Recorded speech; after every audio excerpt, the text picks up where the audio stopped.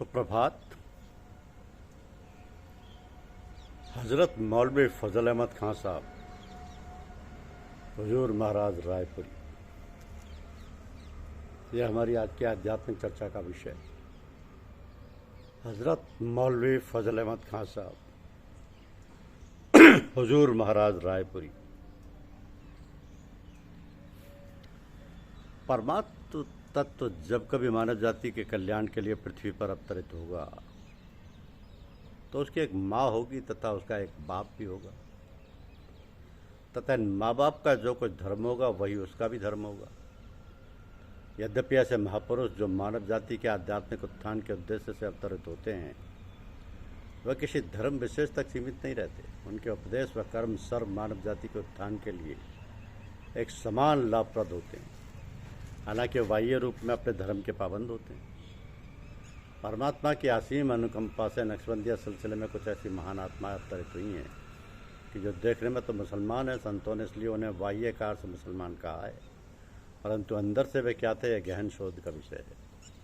परम संत महात्मा ओंकार नाथ जी साहब यानी पूज्यपाद भैया जी साहब, दुर्भाग्य से जिनका 20 मई 2008 को लखनऊ में देहावसान हुआ था, ने एक जगह फरमाया है कि जो उनमें दिखाई दे रहा है वो महत्वपूर्ण नहीं, जो नहीं दिखाई दे रहा वो महत्वपूर्ण है तथा उसे खोजना चाहिए। इन संतों के प्रति एक श्रद्धांजलि सभा में फरमाया कि इन संतों ने जो कुछ परमात्म पथिकों के प्रति किया वह अनुपमेय है। नक्शबंदिया परंपरा के 32वें संत सैयदना हजरत मौलवी अबुल हसन साहब नसीराबादी, नसीराबाद जिला रायबरेली में एक कस्बा है, को उम्र के आखिरी पड़ाव में परमात्मा की ओर से एक आदेश मिला कि अब इस विद्या को प्राप्त करने के लिए कुछ ऐसे लोग आएंगे जो मजहब इस्लाम के अनुयायी तो नहीं होंगे, परंतु इस विद्या को पाने के पूर्ण रूप से अधिकारी होंगे। उनको यह विद्या बिना किसी प्रकार के संकोच के ज्यों के त्यों दे दी जाए। ईश्वर की ओर से जो आदेश हुआ उसने ये स्पष्ट कर दिया कि इस विद्या की पात्रता के लिए किसी धर्म विशेष का अनुयायी होना जरूरी नहीं है। इसके थोड़े ही दिनों के बाद आपका शरीर अंत हो गया। ये सन 1856 की घटना है। शरीर छोड़ने के पहले आपने ये आदेश अपने खलीफा सैयदना हजरत मौलवी व हाजी अहमद अली खान साहब खलीफा जी साहब कायमगंज जी को बतला दिया था। आपने फरमाया कि मेरी ज़िंदगी में तो ऐसा कोई शख्स नहीं आया, अब अगर कोई व्यक्ति तुम्हारे पास आए तो इस आदेश का पालन करते हुए यह दौलत उसके सुपुर्द कर देना। हजरत खलीफा जी साहब ने ऐसे शख्स के इंतजार में 33 बरस का वक्त गुजार दिया। जब उनकी ज़िंदगी का वक्त पूरा हो गया तब उन्होंने ये आदेश अपने खलीफा सैयदना हजरत मौलवी फजल अहमद खान साहब रायपुरी को दे दिया। आपने फरमाया कि मेरे पीर का कहना गलत नहीं हो सकता, बहुत मुमकिन है कि उन्होंने तुमको मुझ में देखा हो। पूज्यपाद लाला जी साहब का प्रथम सत्संग हजरत मौलवी खान साहब के साथ 1891 में जब कड़कड़ाती हुई ठंड पड़ रही थी तथा महावट की बारिश भी हो रही थी तब हुआ। वो संयोग बड़ा ही रोचक था, अतः उसे संक्षेप में लिखने का प्रयास है कि पूज्यपाद लाला जी साहब के पिता चौधरी हरबख्श राय जी का फरक्काबाद के सुपरिंटेंडेंट टोकरो यानी चुंगी थे। बड़ा ही ठाट पाट का रईसन जैसा रहन सहन था, शानदार हवेली, नौकर चाकर, आने जाने के लिए बग्गी, सब कुछ था। परंतु चौधरी साहब रईसों के चक्कर में ऐसे फंसे कि रात दिन शराब कबाब की पार्टियाँ, नाचने गाने की महफिल अक्सर चलती रहती थी। इन सब चक्कर में आपके ऊपर साहूकारों का बहुत सा रुपया कर्ज हो गया था। कुछ दिनों के बाद आपका स्वर्गवास हो गया। जिन लोगों का रुपया आप पर बकाया था उन्होंने जो मिला वो ले बैठे, यहाँ तक कि मकान भी हाथ से निकल गया। ऐसी हालत में पूज्यपाद लाला जी साहब की हालत दयनीय हो गई। जिस शहर में वे राजकुमारों की तरह निकलते थे वहाँ सादा पायजामा और लकड़ी की चट्टी पहनकर रहना पड़ा। एक छोटे से मकान में पूज्यपाद लाला जी साहब अपने छोटे भाई पूज्यपाद चचा जी साहब के परिवारों सहित रहने लगे। मकान बहुत छोटा होने के कारण पूज्यपाद लाला जी साहब ने मदरसा मुफ्ती साहब में एक छोटी सी कोठरी अपने पढ़ने लिखने के लिए ले ली थी। उन्हीं कोठरियों में से एक कोठरी में हजरत मौलवी फजल अहमद खान साहब भी रहते थे। वो वहाँ पढ़ाते थे। कुछ ऐसा क्रम था कि जब कभी पूज्यपाद लाला जी साहब अपनी कोठरी में जाते या बाहर आते तब उन्हें हजरत मौलवी साहब की कोठरी के सामने से निकलना पड़ता था, और यदि हजरत मौलवी साहब सामने पड़ जाते थे तो वो उन्हें बड़े ही अदब से सलाम कर दिया करते थे। इस बेगैर सलाम ने हजरत मौलवी साहब का दिल जीत लिया था तथा वे भी कृपा करने के लिए मुनासिब मौके की तलाश में थे। तो पूज्यपाद लाला जी साहब के नहायत ही गरीबी पर तरस खाकर कलेक्टर साहब ने उन्हें एक नौकरी फतेहगढ़ कलेक्ट्री में 10 रुपये महीने की दिलवा दी थी। ये कलेक्टर साहब आपके पिताजी के दोस्त थे, इसलिए पूज्यपाद लाला जी साहब नित्य प्रति फर्रुखाबाद से फतेहगढ़ पैदल आया जाया करते थे। एक दिन ऐसा हुआ कि पूज्यपाद लाला जी साहब जो ही भोलेपुर के बाहर निकले कि बड़ी जोर की बारिश आ गई। उन दिनों भोलेपुर व फर्रुखाबाद के बीच में ना कोई इमारत थी और ना ही कोई ऐसा पेड़ था जो वर्षा से आपकी रक्षा कर सके। अतः अपने रुई के कपड़ों से पूरी तरह तरबतर हो गए। हालत बड़ी दयनीय हो गई थी। इस हालत में पानी में भीगते हुए जब आप अपनी कोठरी की तरफ जा रहे थे, आप पर हज़रत मौलवी साहब की नज़र पड़ गई। वे उस हालत को देखकर तड़प गए और क्या बैठे, उफ, ऐसी हालत में आना, जाओ बेटा अपनी कोठरी में जाकर अपने कपड़े बदल कर मेरे पास हाथ सेक कर अपने घर जाना। इसी बीच हज़रत मौलवी साहब ने अपनी कोयले की अंगीठी तैयार कर ली तथा जो ही पूज्यपाद लाला जी साहब अपने कपड़े बदल कर आए तो उन्हें अपनी चारपाई पर बिठा लिया तथा अपनी रजाई उन्हें ओढ़ने को दे दी।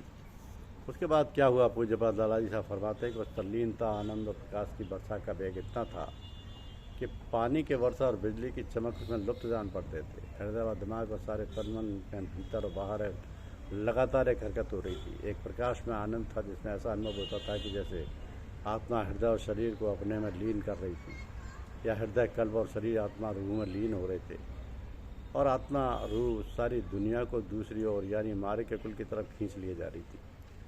कभी कभी ऐसा अनुभव होता था कि सारा शरीर पिघल पिघल कर परमाणु रूप में नूरानी होकर बहता चला जा रहा था और वह प्रकाश पुंज होकर रह जाते थे। लगभग 2 घंटे हुजूर महाराज के पवित्र चरणों में सत्संग का पहला अवसर था। पूज्यपाद लाला जी साहब ने आगे फरमाया कि इस दलित देह और रूप में अब फ़कीर रामचंद की जगह पर परम संत हुजूर महाराज मौलाना शाह फजल अहमद खां साहब नक्शबंदी व मुजद्दी समाये हुए थे। पूज्यपाद लाला जी साहब ने अपने सदगुरुदेव के लिए कई जगह पर मेरे सर्वस्व शब्द का इस्तेमाल किया है। हकीकत में पूज्यपाद लाला जी साहब की ज़िंदगी का उद्देश्य अपने सदगुरुदेव की प्रसन्नता के अलावा अन्य कुछ नहीं था। उनका टहलने जाना, टब बात लेना, कचहरी जाना, बच्चों का पालन पोषण, सत्संगी बंधुओं की देखभाल, उनके सारे कार्यों का केंद्र यही था कि वह प्रसन्न रहे और यही पूजा का सच्चा स्वरूप है। तो पूजा कोई कर्म नहीं है, एक विचार है जिसको धारण करने के उपरांत जो कुछ किया जाएगा वो पूजा हो जाएगा। अगर वह विचार नहीं है तो घंटों आंखें बंद करके बैठे रहने से भी कुछ नहीं मिलने वाला। जय जय डोलो सोई पर करुणा, जो कछु करो सो पूजा।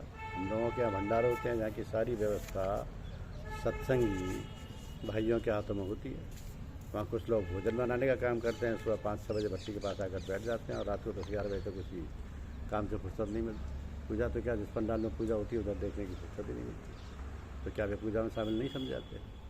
मान लीजिए कि एक दिन ऐसा हो कि वे सारे भाई जिनके सुपुर्द भोजन का काम है नहा धोकर साफ कुर्ता धोती पहन कर टोपी लगाकर पूजा के पंडाल में आकर पूजा करने बैठ जाएँ तो बिना हिले डुले 1 बजे तक पूजा करें। 1 बजे तक जब भोजन में अवकाश हो तब पता चले कि आज कुछ भोजन बना ही नहीं है, क्योंकि जिन्हें भोजन बनाना था वो तो पूजा करते रहे, क्या उसे पूजा माना जाएगा?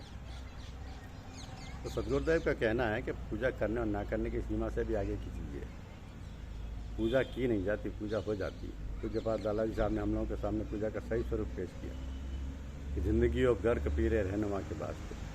पूज्यपाद लाला जी साहब अपने सदगुरुदेव की चौखट पर दोनों समय हाजिरी देने जाया करते तथा कचहरी से जो मासिक वेतन मिलता था उसे ज्यों करते ढेले आना पाई सहित अपने गुरुदेव को नज़र कर दिया करते थे। तो हज़रत मौलवी साहब जिन्हें आर्थिक निर्धनता के कारण कई दिनों तक रोटी के दर्शन नहीं होते थे, उस नज़र में से एक पैसा भी नहीं लेते थे तथा ज्यों कि तो उनके छोटे भाई पूज्यपाद चचा जी के द्वारा लाला जी की धर्मपत्नी साहिबा के पास भेज देते थे। तो शिष्य को ऐसा चाहिए गुरु को सब कुछ दे, गुरु को ऐसा चाहिए शिष्य को ऐसा कछु ना ले। एक बार की बात है कि एक हमारे बहुत ही पुराने सत्संगी बंधु पूज्यपाद लाला जी साहब के पास आंतरिक ध्यान करने के बाद इतने प्रभावित हुए कि पूज्यपाद लाला जी साहब से कह बैठे कि आज जो आपने कृपा धारा प्रवाहित की है उस समय महसूस करता हूँ आप जैसा संत न दुनिया में हुआ है और ना होगा। उन्होंने अपनी समझ से एक बहुत अच्छी बात कह दी और कोई अन्य व्यक्ति भी ऐसी बात सुनकर खुश हो जाता, परंतु पूज्यपाद लाला जी साहब को जलाल यानी आत्म तेज आ गया। उन्होंने सज्जन के दोनों कंधों पर हाथ रखकर उन्हें हिला दिया तथा फरमाया कि आज जो आपने कहा है आइंदा कभी भूल कर भी मत कहिएगा। काश आपने मेरे गुरु महाराज को देखा होता तो मेरे जैसे सैकड़ों को आप भूल जाते। वे सूरत थे, मैं तो दीपक भी नहीं हूँ।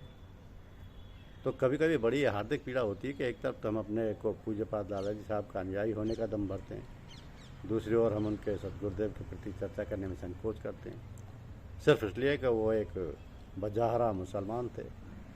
तो अगर अध्यात्म को धर्म की सीमा में जकड़ने का प्रयास किया गया तो निश्चित रूप से वह अध्यात्म नहीं रहेगा।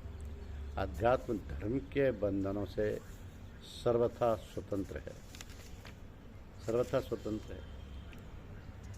तो कुछ दिनों पूर्व हमारे एक अजीज ने बताया कि पूज्यपाद लालाजी साहब के अनुयायियों की संख्या संसार में काफ़ी बड़ी है। पहले तो बात सुनकर वो कुछ उलझन हुई, परंतु फिर हमने देखा कि ऐसे बहुत से लोग हैं जिनका धर्म मुसलमान है परंतु पूज्यपाद लालाजी साहब को मानते हैं। ऐसे बहुत से ईसाई हैं, ऐसे बहुत से सिख हैं जो भिन्न भिन्न धर्मों के बावजूद पूज्यपाद लालाजी साहब को मानते हैं। सैयदना हज़रत मौलाना फजल अहमद खां हुजूर महाराज रहमतुल्लाह पूज्यपाद लालाजी महाराज के सदगुरुदेव शिल्पी एवं सर्वस्व है। मैं सोच नहीं पा रहा हूँ कि आपकी पाक रूह व कदमों में किन शब्दों के साथ श्रद्धांजलि अर्पित करूँ। हिंदी के कवि ने परम पिता परमात्मा के लिए लिखा है कि तुम्हारा वैभव जिसे निरखना हो देख सकता वह चंद्रिका को, तो धवल चांदनी को देखकर मालिक के वैभव का कुछ अंदाज लगाया जा सकता है। सैयदना हज़रत मौलवी की अजमत का अंदाज़ लगाने के लिए हमें पूज्यपाद लालाजी साहब के शब्दों का सहारा लेना होगा कि काश आपने मेरे पीर मुर्शिद को देखा होता तो मेरे जैसे सैकड़ों को भूल जाते। वे आफताब थे, मैं तो चिराग भी नहीं। आपकी पाक रूह व कदमों में सादर प्रणाम करता हूँ। नमन।